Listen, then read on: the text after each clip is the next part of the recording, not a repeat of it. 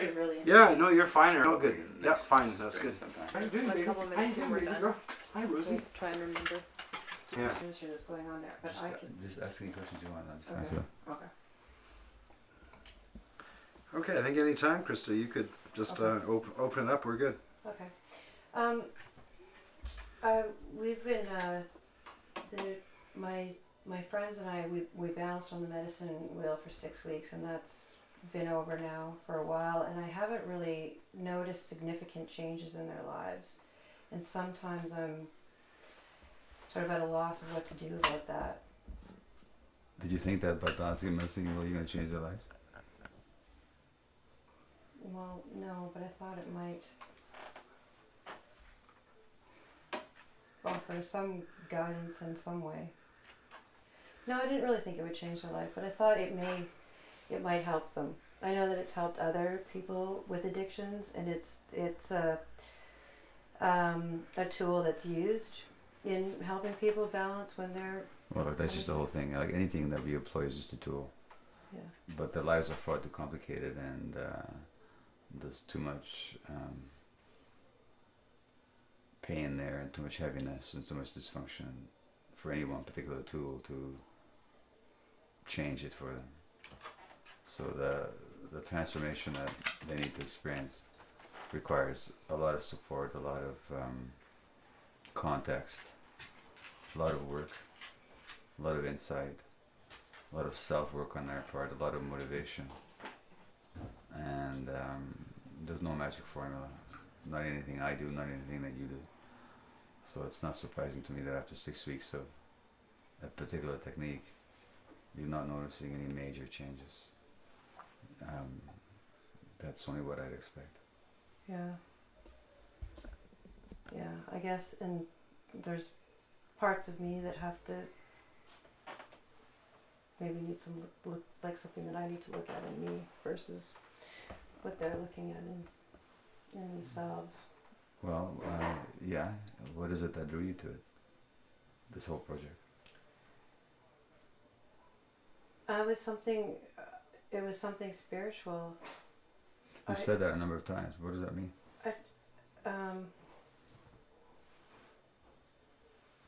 I don't know. I guess it's just I've just been interested. I feel. And how do you know it's spiritual, by the way? Because I had a very intense feeling. I hate to use the word vision because it wasn't something that I saw. Just a very intense feeling that I was supposed to be helping to relieve people's pain, and it was something. It was powerful and meant something to me, and it's what. And I learned about the medicine wheel, and it worked for people, and I wanted to see if it would work for street people, and I felt guided to do so. So I've been following that. Are you feeling disappointed at the moment? No, it just sort of, not disappointed, but just sort of confused, wondering, whether I should continue. What should I do? I won't not continue. Like, I've made friendships, and there's loving connections there. Okay. But is there anything I can do?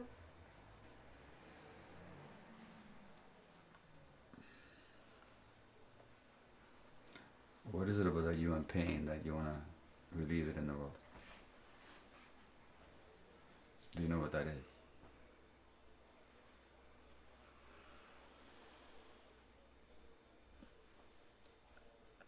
I guess it's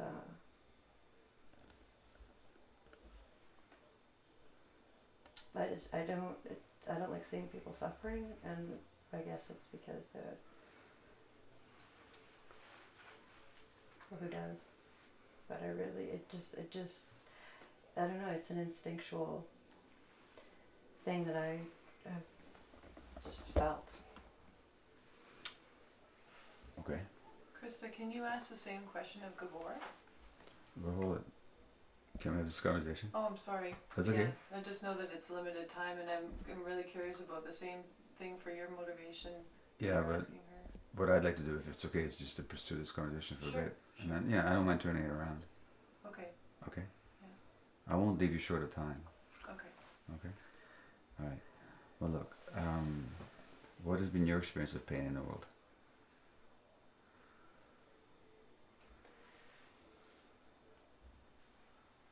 And whose pain?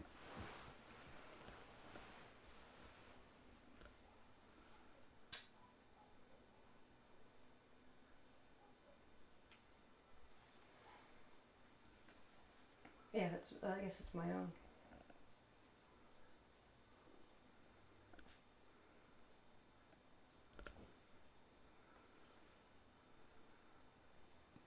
What about it? What about it? Yeah.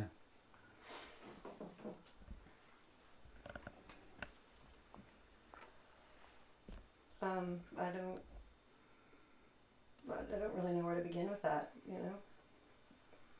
One particular thing, I don't know. It's, What leaps to mind?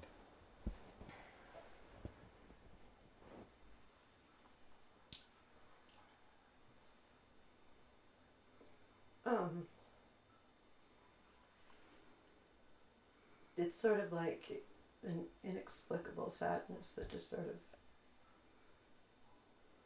Okay. is there. It's inexplicable. I can't really tell you why. Well, maybe, I don't know, my parents got divorced. Every other person has divorced parents. Like, I don't know. You know, like it's nothing I can really necessarily Okay. Alright, so explain. let me ask you a question then. So somebody said to you, I'm sad because, and how old were you when your parents got divorced? 3. You were 3 years old when your parents got divorced. Okay, I want you to consider the following scenario. Somebody, a friend of yours, or somebody that you care about says to you, I got this sadness. It might be related to the fact that my parents got divorced when I was 3 years old. Would you say to them, hey, everybody else gets parents divorced too? Is that what you say to them? No.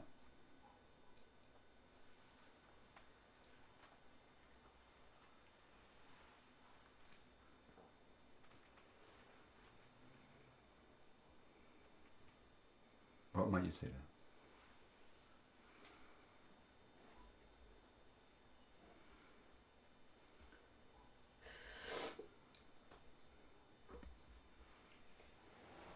Well, it's not your fault, I guess.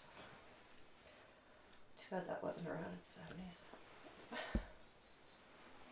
You say it's Thank not your you. fault. You say it's not your fault. In other words, who are you answering when you say it's not your fault? Who am I answering? Yeah. In this conversation, who suggested that it was the child's fault? No one. Somebody did, because you just told them I that. said it. Sorry, you said it. So who's thinking that their parents' divorce was their fault? Yeah. I'm asking a question. Me. Yeah. And how old are you now? 38. And your parents divorced when you're 3 years old. So for 35 years now, you've been carrying the burden of your parents' divorce. I don't know about that, though. You just told me you did. I think more that there's, like, I default to... Hold it. You say to this other person that it's not your fault. That's one of a million things you could have said. Okay? Yeah. You could have just said, that's sad, isn't it? You could have said, and how did that feel to you? You could have said a million things. You said, it's not your fault. Now, given that there's only 2 of us in this conversation, and I don't remember suggesting that a 3-year-old child is responsible for their parents' divorce, who are you answering? Me. You. But I don't feel like I've been blaming my parents for 35 years. No, you haven't been. You've been blaming yourself.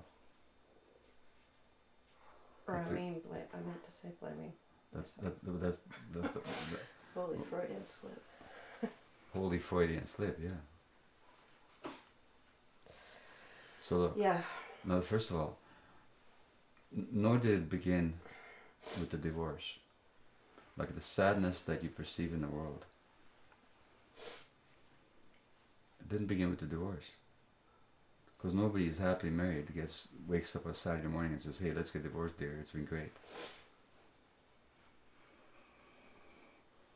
So what actually did you experience from the moment that you were born? I can't remember. Yes, you do. This is memory. Your tears right now are a memory. What did I experience from the time I was born? Yeah. What are you asking me, like, what my first... What's it like for an infant to be in a relationship where the parents are so stressed that by the time the kid is 3, they divorce?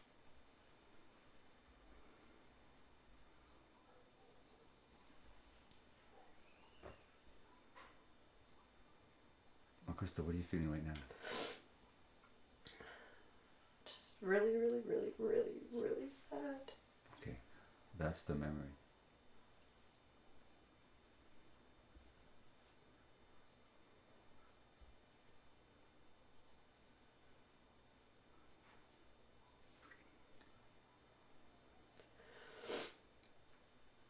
Now you don't have to take on this point of view, but just consider it, okay?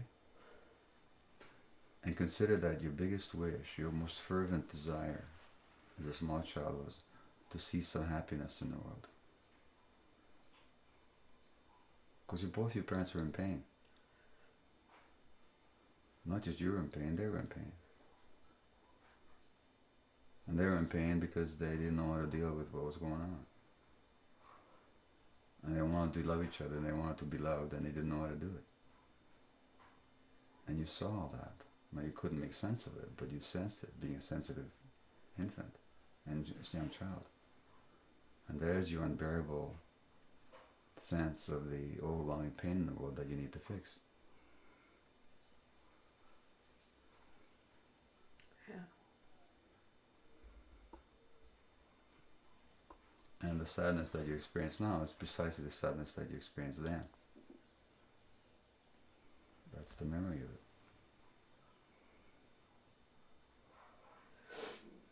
And didn't you just wish that you had a medicine wheel that could just fix it for them?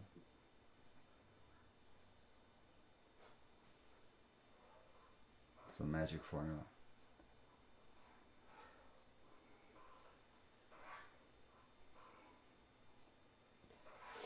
Yeah, I did. Okay.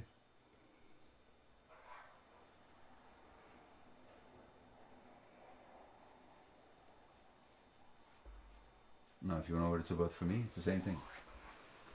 I was born as a Jewish kid to a mother whose parents were killed when I was 5 months old. They're burned in Auschwitz. And 2 months after I was born, and you read this story in my book, the Germans marched into Budapest.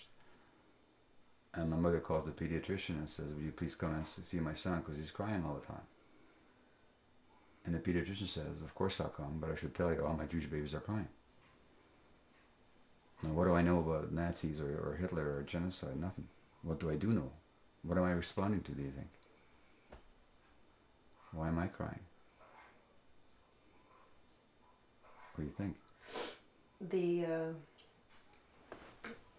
The energy of your environment, the stress of your parents. Specifically my mother. Yeah. Because my father was away. My father was away in forced labor. Yeah. He wasn't even home. So then I'm around this very sad and depressed woman whose life just gets more and more difficult. Mm. And I take on her pain, and I desperately want to connect with her. Mm-hmm. And she's doing her very, very best. And recently doing a shamanic ceremony, I just got how much I've been trying to fix my mother's pain all my life. Yeah. Yeah. When I was 6 months old, my mom went into intensive care for 2 months. Okay. She, they didn't know what was wrong with her. They thought she was going to die. Hmm. She ended up having hypopituitarism. She wasn't her pituitary gland was... In other words, she got stressed. I mean, the pituitary gland deals with stress. Do you know that? No. That's what it does. there's the HPA axis in the brain, the hypothalamic pituitary adrenal axis. The emotional centers in the brain send a message to the hypothalamus, which sends a message to the pituitary, which sends a message to the adrenal, and then you have the stress hormones. So the pituitary is part of the stress response mechanism. Your mother was way overstressed, so the pituitary failed. And that didn't happen overnight. In other words, probably it was like that from the moment you were conceived. And you experienced all that in her uterus. And then since your birth, I'm sorry. And then for 2 months you don't see her. And how old were you then? 6 months. Okay, now how does a 6-month-old infant experience the absence of the mother?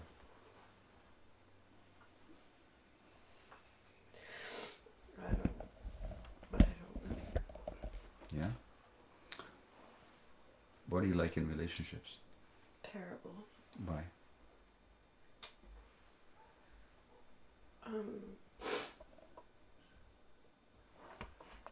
I just, if they don't end, if they, yeah, when I get hurt, it's just. And what hurts you? If they don't do what? Not being wanted. Finish that sentence. Being, If they don't.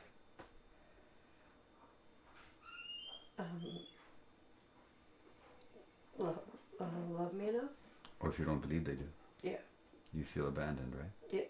Rejected. Rejected. And what do you think that's about?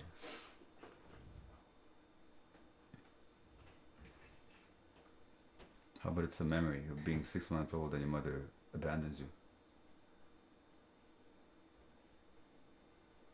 My mother gave me to a total stranger when I was 9 months. Yeah. So 11 months. In order to save my life. Because she couldn't have kept me alive. So there's a sense of abandonment. Yeah. The infant doesn't know what's happening. You don't know that your mother's ill and loves you very much, but she needs to go into intensive care to save her life. All you experience is the abandonment, which then gets programmed into your brain. Well, that's the experience of every addicted person in the street. Because what's happening in the brain? Those early experiences get programmed in the brain in the form of what's called implicit memory. There's no recall. Steve, because the structures in the brain that encode recall memory don't develop till you're a year and a half or older. So there's no recall for any of those incidents. See, if when one of your partners looks the wrong way at you, and if you could say to yourself, boy, this reminds me of when my mother disappeared for 2 months. I feel just as abandoned now. You'd be okay. Because you know that it's not the same experience. But you don't know that. Because there's no recall. There's just the emotional memory, which is the implicit memory programmed in your brain. So when somebody doesn't call you back, or doesn't show up for the date, or they don't say what they don't do what they said they were going to do, boom, you're 6 months old again, being abandoned all over again, because that's the memory programmed in your brain, triggered by the present experience. So that's the first thing that happens, is that our sense of ourselves and what the world looks like and how the world relates to us is all programmed by the template of what happens early in the form of memory circuits in the brain and the body, because it's not just in the brain, it's in the whole body. Mm-hmm. But we don't know that because there's no recall. That's the first thing that happens. The second thing that happens is that the stress regulation circuits that are supposed to be able to calm us down don't develop properly. So then we have to soothe ourselves externally by addictions or whatever we take on. And then other brain circuits, important brain circuits in the case of the addict, the circuits of opiate, pain relief, and dopamine incentive and motivation, they don't develop either, because for their development you need a non-stressed, emotionally available parenting caregiver. Physiologically, that's what the infant's brain needs. And it's not a matter of blaming your parents for the divorce. It's a matter of recognizing the impact of that on you. It's not, no, they're not to be blamed. They did their best. They had their own stuff. They were programmed by their own childhoods. The Swiss psychotherapist Alice Miller wrote a book called The Drama of the Gifted Child. But the German title of the book was Prisoners of Childhood. Meaning, that until we get it, and until we're liberated, we're all prisoners of what happened to our childhood, which is not to blame anybody. It's multi-generational. Mm-hmm. Your parents didn't create their stresses any more than my mother created the Second World War.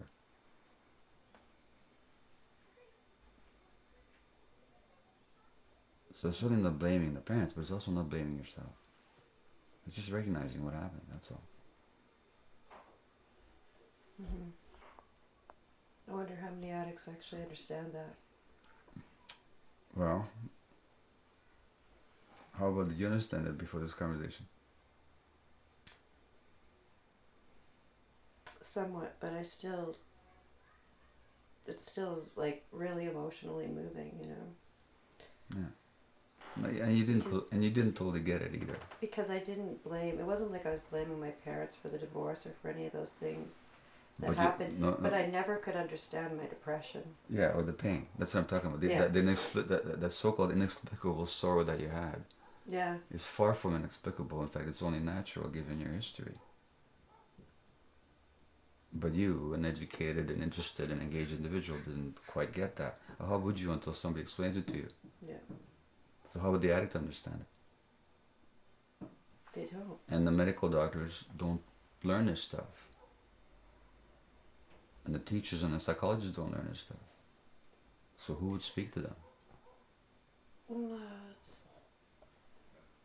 it breaks my heart to think about that, you know, because quite often I think of Danelda or any of the ones that I've bonded with, and they beat themselves up so much. Who else do you know that beats themselves up? Yeah. But I want to talk about them too. Yeah, but you are talking about them. Look, the reason it breaks your heart is because you're still beating yourself up. Why am I doing this again? No, I know. Well, I don't you're know. doing this because you have to find something out. Yeah. You have to explore something and investigate something. Yeah. So once you no longer beat yourself up, then it won't break up your heart anymore because you just see the possibility. Right. The reason you breaks your heart because you don't yet see the possibility of not beating yourself up. Once you see it for yourself, you'll see it for them. Yeah. But you see, you wonder why your medicine will didn't work. You can only lead people as far as you've come yourself. A guide can only take people as far as he's explored or she's explored the territory for themselves. So it's not just a question of love and good intention, it's also a question of, you know, awareness and insight. And that takes some work to get there. Yeah. Nor is it that difficult. But it needs to happen. Meanwhile, you've given them a great gift. Just in your loving presence. That's not something they've had too often in their lives. No. And seeds, that's what I always say. Seeds were planted. It wasn't all for naught. No, You know. no, of course not. Seeds Seeds are planted, but seeds are like anything else. They need the right environment. Yeah. There's not enough to plant seeds. You have to water them. The sunshine has to come at the right time, but not too much of it. Mm. You know, so seeds planted in the consciousness are the same way. Mm-hmm. The Buddhists talk about the store consciousness, where all the seeds are planted. Mm-hmm. And it's a question of what conditions, and again, I mean, our society just doesn't provide the right conditions. What if you were me? What would your next step be in relation to? I'd work at healing yourself, so that when you engage in the work, you do it from a place of possibility and awareness of healing, not from a place of a broken-hearted despondence over their fate, and not by being overwhelmed by their pain. There's a lot of guilt too. Like if I don't see them, You know, like if I go for a period of time without visiting or seeing them, I think about them every day, all of them. Yeah. And what do you think that's about? That's about that sense of responsibility that you developed almost from the very beginning of your life because of the unhappiness of the adults around you.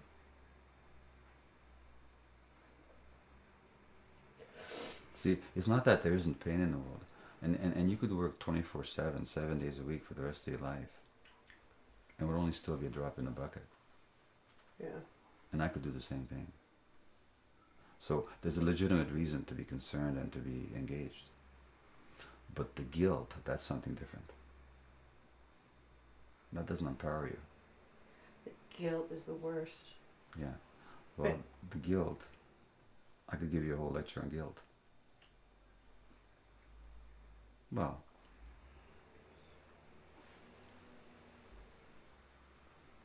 it's a mechanism the child develops to keep her from establishing her own needs and to keep her mind on the parents' needs. When I think about myself, I'm selfish. When I do anything for myself, I'm selfish. When I say no, I'm selfish. What does that do for the child? It keeps her connected to the parents. In other words, it maintains the most important dynamic in her life, which is the relationship with the parent. So it's a positive thing. Not in itself, it's not positive, but in the context in which it develops, it plays a positive role. You following what I'm saying? Yeah. No. But the guilt doesn't know any better. The guilt has no idea that you're 38 years old and you got a life to lead on your own now. Yeah. It's just a mechanism. So every time you're not on duty, the guilt kicks in. Hey, you're forgetting you know. It doesn't know that you don't need it anymore. So what you have to need to do is to say hello to the guilt. Well, there you are again. Hi. But you don't have to listen to it. Yeah. Yeah. You should really come and do one of my workshops. Yeah, I should. I say should. You know, you get a lot of it. At Hollyhock. Hayak or one of the ones I work with, where they work with ayahuasca, actually, that'd be fantastic for you. Okay. I'll be doing them in the fall again. Do you work with, or is it, could I, what my instant question is, can I bring my buddies? But, bring wherever you want. Yeah. No, I would just, maybe for Eddie or Oh, you Tamara. mean your addicted buddies? Yeah. You'll notice that question in you. Notice the impulse right away. That's what I'm doing. I know you noticed. I just did that right away. I'm like, Yeah. oh, can I bring Denali? Yeah. See how automatic it is for you. So just notice just how compulsive and It's like I'm putting it onto them. Yeah. They're me. Yeah. You got it. Sorry. You're sorry because I don't know, because I'm crying. you're not supposed to cry.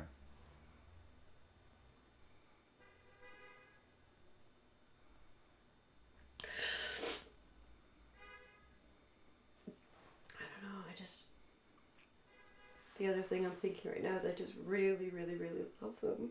What's that? I really love them. Like, Sure. all of them. Sure you do. It's just this... Well, they're very vulnerable and when you get to know them, very open-hearted people, are they not? Oh, wonderful. Yeah. They've all taught me stuff. They've all been there for me. It just, you know?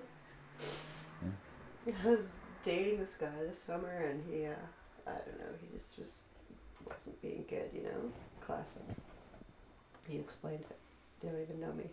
Not only that, you would choose those kind of people anyway. Of course, yeah. Yeah. But anyway, Karen. And Karen said to me, honey, you just gotta let him go.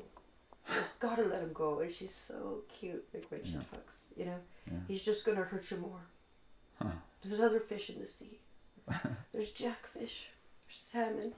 there's a whitefish, and she just went on and on. I was just laughing my head off at her, you know. And now every time I have an interaction with a guy, because it happens every time. It just doesn't click or doesn't work, and it's just like, you gotta let him go, because he's just gonna hurt you more.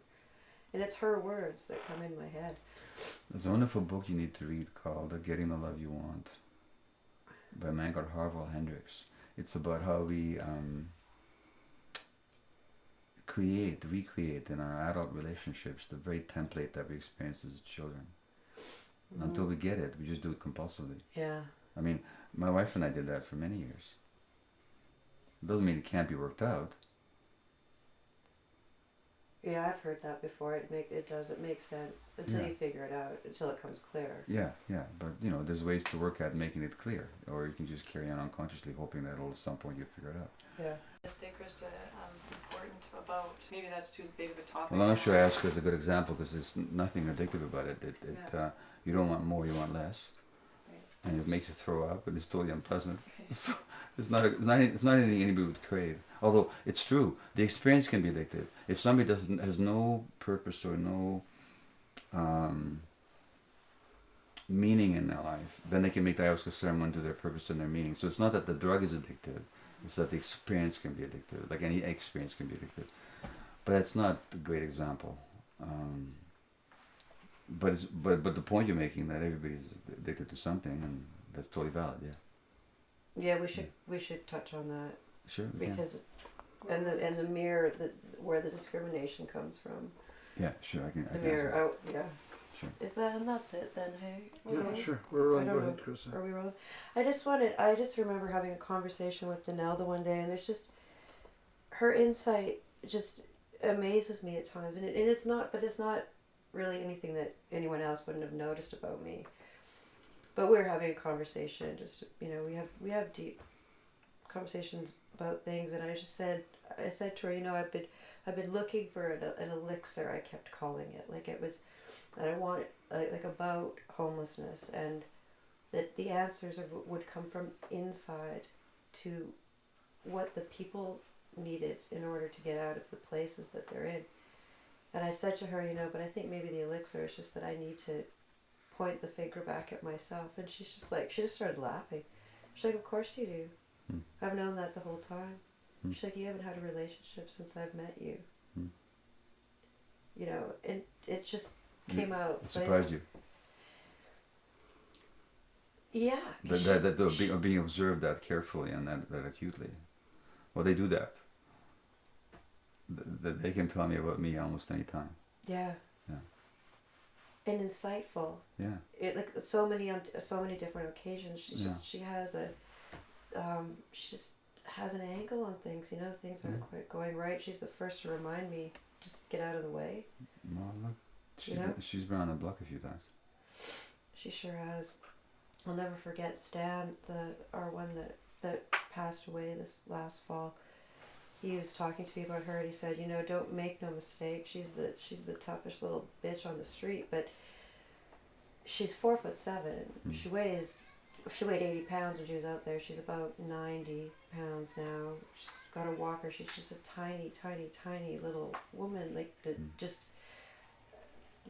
Again, my heart goes out because she should not have been out there for 8 years, going through what she's going through. Night terrors, suffering. Her childhood, just ritual abuse, terrible. One thing she said to me, I'll never forget either, is she's like, it's one thing to be abused and neglected by your father, but it's quite another for that to be the same thing to happen with your mother. And it's just like words that have just stuck, but she is. And why do you suppose those words stuck? Yeah.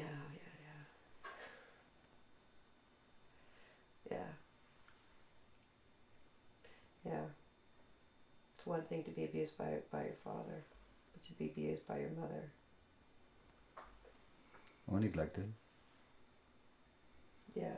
I think her actual the word she used was rejected. Okay. By your father, and then to be rejected by your mother. Okay. Yeah. But it's just it's the insight that she has, and it seems to me that from my experience, she actually came up with the name. Well, the conversation I had with her came the name Us and Them for this film came from her because M-S-N-M? not S&M, Us and Them. Us and them, sorry. Sorry. What weird thing are we talking about now? It's been sexual innuendos all day. Hey? No, Us and Them because there's Well, yeah, it's and then the us and them. Yeah, and that's the whole thing in our society, and the reason is us and them is because there's no us and them, and so people don't want to see that. See, it would take a lot of self-reflection, and you can see how difficult that can be. Ugh. For people to recognize that there's no them and there's no us. There's just us. Mm-hmm. That takes a lot for people to get there. It's a lot more comfortable to think that there's us and them, because it means that there's painful places inside of ourselves we don't have to go to. I mean, this society is so full of pain. I speak all over the place. It doesn't matter whether I speak to teachers or doctors or people who are overweight or parents. The tears are everywhere. Mm-hmm. Now, for people to actually recognize that and to see that the major difference in themselves and the homeless or the addicted or the mentally ill is simply that these latter ones have suffered more and have had fewer resources to support them.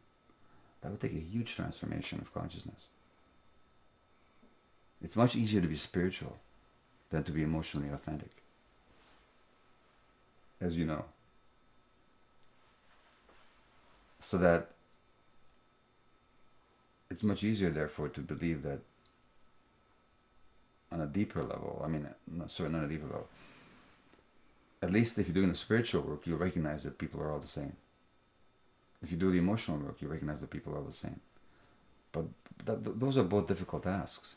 To do genuine spiritual work is difficult. To do genuine emotional work is very difficult. And it's easier, therefore, to hold on to a kind of self-image. And that's why there's the us and them. So that all the projections that people throw on other people, the negative judgments, it's really about them. But that takes a lot to recognize that. And then there's politicians who profit off it. They believe it in the first place. They're victims of it themselves. But then they exacerbate it. Then they run elections on magnifying people's fears. And then you need a strong politician like me, a strong leader, to protect you from these druggies. Everybody respects the guy who's a strong leader. What does a strong leader mean? It means that you throw the most vulnerable people in jail. And that's what this government is doing right now. It's building more jails. That means that they're strong. And why do they need to be strong? Because people are afraid. And what are they afraid of? They're afraid of themselves. And so then we create the whole us and them scenario. And this is done whether it's foreign politics or internal politics, So then the most abused segments of the population, for example, the First Nations population in this country, who make up maybe 2% of the population. In Manitoba, they make up 50-60% of the prison population. Federally, they make up a large percentage, large minority of the prison population. In the downtown east side, 30% of my clients are First Nations people. Why? Because they're the most abused segment of the Canadian population. Abused historically, abused economically, abused politically, and abused sexually. By government-enforced institutions for generations upon generation. And then we make them the enemy. And we build jails for them. It's backwards. It's inverted. It's perverted and it's inverted. And it's diverted too, because it diverts our attention from what's really going on. I'll never forget the day I got a flyer in my mailbox. It was a vote Conservative. Must have been the last election. It was. And the platform was, we'll lock up the junkies and put them in rehab. There was 3 things they were going to do. That's No, the question was, which leader do you trust Yes, yes. to get the druggies off the street or into jail or rehab, where they belong, off our streets where they belong. There's our streets and they belong somewhere else.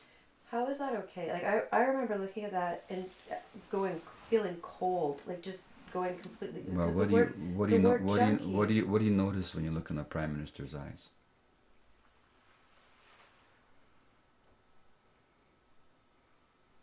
I'm just thinking about that picture. He's just.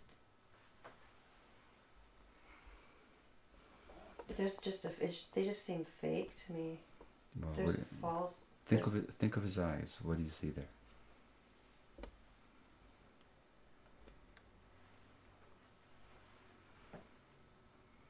I don't know, like a fakeness and also a vulnerability.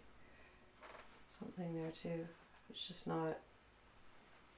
Something that's not real. Okay. Well, a lot of people see a coldness there. A kind of a mask. Yeah. Something hidden, just as you said. Now, what is he hiding? He's hiding his own pain. Who's he hiding it from? Himself. That guy's been hurt. He doesn't know it. He won't admit it. He was vulnerable and he got hurt. Therefore, he has to be powerful and the bully. He's got to be tough. And he hates his vulnerability so much that he attacks vulnerability in other people. Which is why, under these kind of governments, it's the most helpless people that get the shortest shrift. But that's how it works. Yeah, people need to understand this and get out and vote in a different way, though, because it's sick what's happening to the people who are in pain and suffering the most and are the most marginalized in our world. You can't just lock them up and put them in rehab. You can't. The rehab's not going to work unless you want to be there, and you can't just put people in jail. Well, you can't, but you can.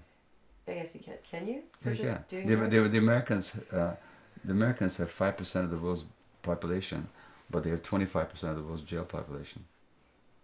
Now with the economic crisis, you know what's happening? They're letting people go because they can't afford to keep them in jail anymore. Of course. In California, in many jails, there's no gyms anymore. People can't work out anymore. Why? Because the gyms are being made into dormitories with bunk beds because their jails are overflowing. In the California state budget, they spend more money on jails than they do on higher education. You can do it. What are the consequences? Yeah. Anyway, that's the world we live in, and that's why it's so difficult for you with your medicine wheel, because the context to water those seeds and to give it the sunshine, to allow those plants of human transformation and development and love and self-confidence to grow. The context is not there. Doesn't exist. No.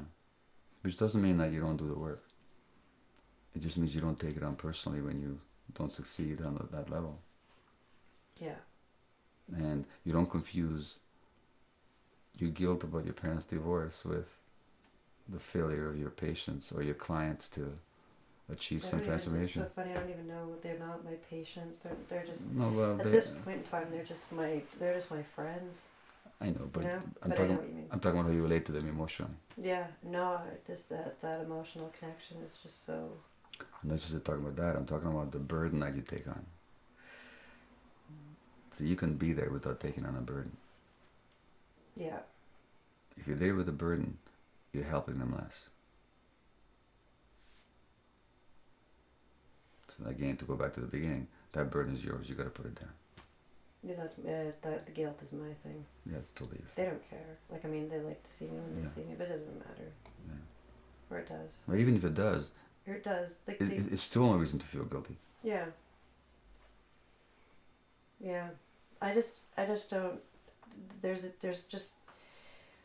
It amazes me that even the people that are making the protocol in our governments, if that is what it is, with the Conservative government and Stephen Harper, but like all you have to do is take a little look deeper into the average person that's living on the street to see that it is suffering. But he's never done that. He's never talked to a homeless person his whole life. He's never asked their childhood history. He's never looked into their eyes. He's never slept in their beds. I mean, he's not done any of those things. It's just crazy. It's just crazy. We live in a crazy world. We do live in a crazy world.